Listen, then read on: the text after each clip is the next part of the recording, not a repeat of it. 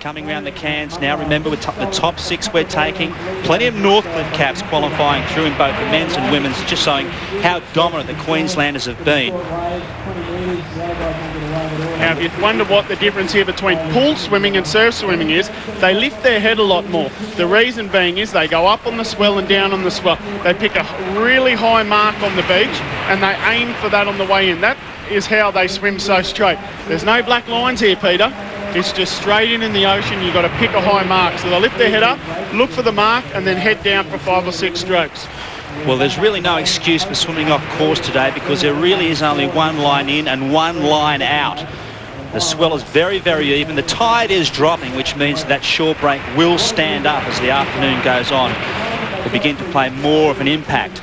Our leader's now about 30 metres away from that shore break, and as we've seen in previous years, it will play a part. Heading back now towards the transition area and getting ready for the final ski leg in race 1. This is what I'm talking about, it being a sprint. Alicia Marriott is really giving it to these girls, and she's making the pace come right up. So our more talented, you could say, girls who are expected to do well have to go faster early, and they don't like that, the seasoned competitors. They like to dominate the race, but they can't afford it because Alicia Marriott is really giving to them. She's swimming fantastic with nothing to lose. So here's a wave coming, head down, big kick, well surfed. Well surfed. So the youngster Marriott from the city of Perth giving it to some of the bigger names. She's doing well. The Travelator. Now watch this. This will take a little bit of slow incline and bang up the hill. Now that little bit there, if you can run through that like Christy Cameron, she powered through it. That's what Alicia Marriott's got to do as the race goes on if she qualified. Power up that mound on the sand. Now the ski is the trickiest of the lot. She has to concentrate. So when she comes into the transition, let's see how quick she gets on compared to a Christy Cameron. Well, the next 10 seconds of this race could play a real part as they head towards this critical ski transition. They've been racing now for 2 legs. They've settled the nerves, but certainly the heart rate's up. And they can't afford to make a simple mistake on the ski transition. Currently, Chelsea McKenzie now. Now, that's one of the blue bottles, one of the stingers that could make an effect in the race as it goes on. But currently, in the yellows, Chelsea McKenzie is on the crunch and missing out. But look at this. This is what the best do. Look how relaxed Christy Munro here is in the red cosy with the yellow cap. She looks like she's doing it easy. Oh, well, she's had a little bit of a spill there. Remember, these skis are only 1/2 metre wide, 19 foot long. But she just looks a little bit more relaxed. As Gemma Newbigin and Chelsea McKenzie are just having a little bit of trouble getting on these difficult skis. Let's take a look at the placings as they head out now on their skis.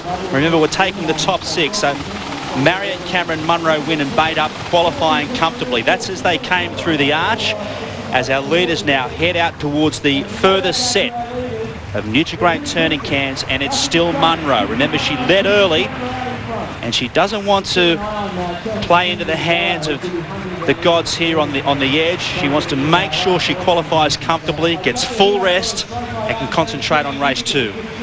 But what she's getting here is she's getting the ability to get the craft around these tight turns. There's 3 cans to Nutrigrain Ironman food cans to turn around here. Now, she won't run into anybody. And when you're running into people around the can, it takes a little bit out of you. She's just going to do it comfortably. And when she turns the third, she'll be on the swell. And you think those boards can catch runs. Wait till you see the skis move. Emma Wynn, Hayley Bate up still looking good. Now, this next pack is currently 6th spot. So that Plumas is in 6th spot. In the yellow, Chelsea McKenzie, who is one of the top 10 competitors, is currently sitting in 7th spot and looks like missing out. This is the last leg of the first race. So the final leg as they head back towards that critical 6th place cutoff, and that'll give you an idea. Now, that's the best part of 60 metres. Our leaders now with the swell behind them heading back towards the beach. Christy Cameron on the pink ski there.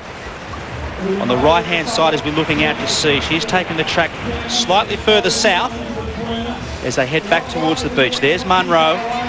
She looks comfortable though, doesn't she? Look at that, just resting. This is what you get. Remember, this is the resting part because there's only a 5-minute layoff until the next race. She gets to relax, do it easy and save herself. It's a mind game. Whereas you see here, this is a Gemma Newbigin has to go for it because she's trying to qualify. Plumer's there on the blue, just moving out of screen. Mackenzie and Newbiggin there on the blue. They're going for the 6th spot.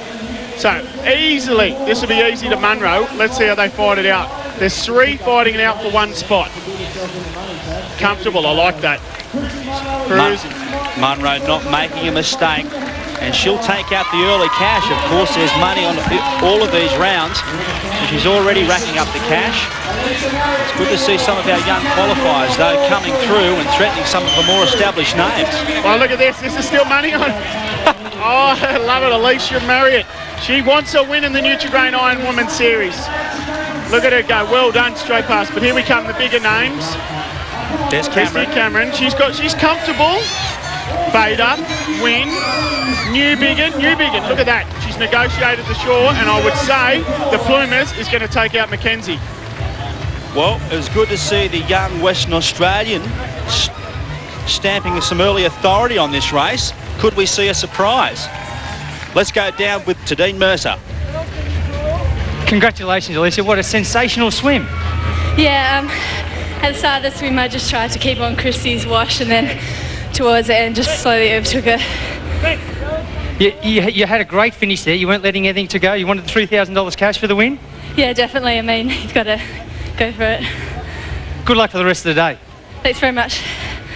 One weekend, one chance to be the best. We're down to 6. We'll be back with the official results to find out just who makes the grade after this.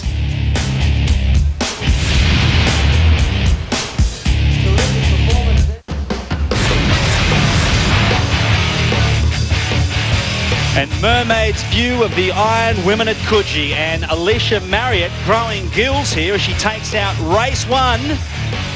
Let's recap the official results. Have a look at that. City at Perth, Alicia Marriott doing exceptionally well. Munro, Cameron Bate up qualifying along with Win and Newbiggin.